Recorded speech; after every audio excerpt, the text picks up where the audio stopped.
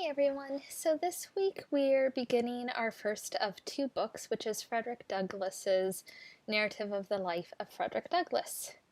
And perhaps as you can guess by the title, our focus is over the next 2 weeks going to be on reading narratives and using narrative in our own writing. This week we'll be reading the first half of Douglass's narrative. We'll also be reading about narrative modes of writing in one of our textbooks and responding to what we read in a discussion forum, a written assignment, and a quiz. In this week's video, I want to talk to you about why authors use stories rhetorically. I also want to talk a little bit about how Douglass's narrative fits into this broad genre of narrative writing by narrowing in on its more specific genre, the slave narrative.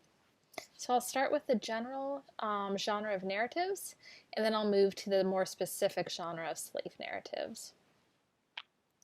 Our Writing for Success textbook calls narration a rhetorical mode, and their definition of rhetorical mode is, and I'm quoting, a way in which we can effectively communicate through language. But after spending 2 weeks focusing on analysis, we know that a lot goes into effective communication.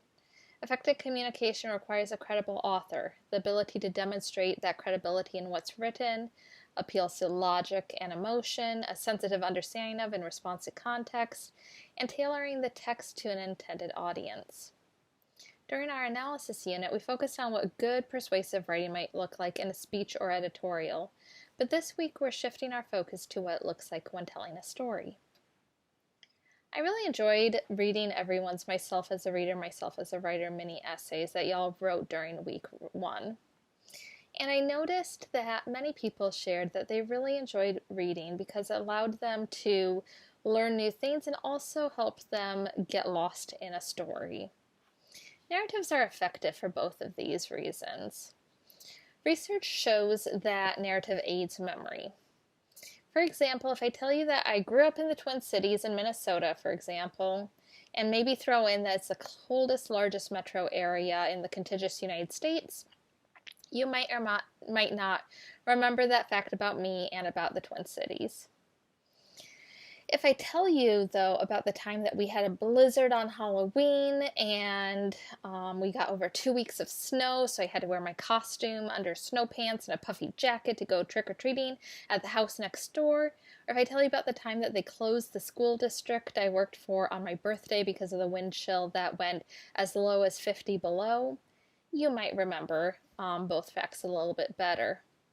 This is important when we write because facts and statistics are important, but they're not always easy to remember on their own. We've all struggled to memorize all the facts we need to know the night before a test. It's not always easy to keep dates and numbers and details in our head. When these bits of information are connected to a story, though, it often becomes easier. Narratives also help form connections between author and reader. This can be especially important when you're trying to persuade someone of something.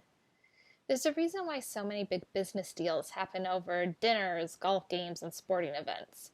Part of it is that people like to do business with companies that treat them to fancy steak dinners. But another part of it is that it builds a relationship, and people are a lot more likely to be persuaded to do business with someone with whom they feel that they're in a relationship with than they are with a stranger. Writing is similar.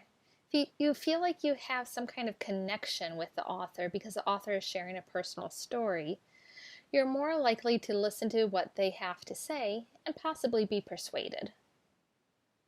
It's important to understand Frederick Douglass's narrative, not just as a narrative, as an autobiography, someone sharing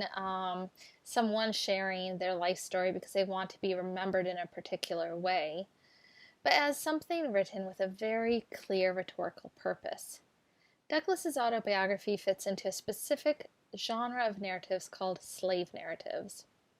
Slave narratives were not uncommon during the period before the abolition of slavery in England or in America. England abolished both the slave trade and slavery before the United States did, and a large part of that movement consisted of stories about slavery and the slave trade that were circulated among abolitionists. Frederick Douglass was part of a similar effort in the States, and he would eventually even travel to speak to groups of abolitionists about his experiences in slavery. Slave narratives were autobiographies, but as we noted, they were autobiographies with a very specific purpose, to convince people of the horrors of slavery and to plead with them towards its end. To write an autobiography generally, though, requires literacy, something we have seen even in Douglass's narrative was not usually available to those who were raised in slavery. Douglass's narrative, Douglass's narrative shows that those who did become literate were often men.